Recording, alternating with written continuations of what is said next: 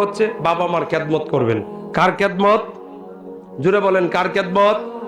বাবা মার খেদমত করবেন। দেখেন, বাবা মা একবার মরে গেলে তো আর আসবে না পৃথিবীতে।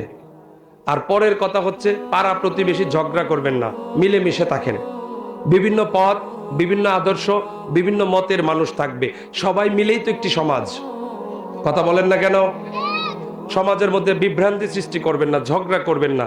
চাচাতো ভাই জ্যাঠাতো ভাই মিলেমিশে থাকবেন।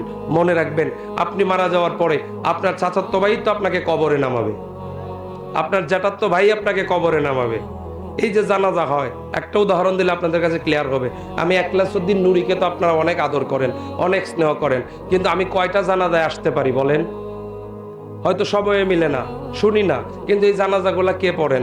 হুজুর পড়েন, বা এই এলাকার স্থানীয় ওলামায়ে কেরামরা পড়েন, ঠিক না? তারা মৃত্যুর সংবাদটা পাওয়ার পর থেকে আপনাদের পাশে থাকে। তাহলে আপনাদের প্রকৃত আপনজন কারা? কথা বলেন না কেন? পাশের যে আলেম ওলামা আছে, পাশের যে ইমাম সাহেবরা আছে, তাহলে তাদেরকে ভালোবাসতে হবে। কথা কন, হাত তুলে বলেন ইনশাল্লাহ। আরো জোরে বলেন ইনশাল্লাহ।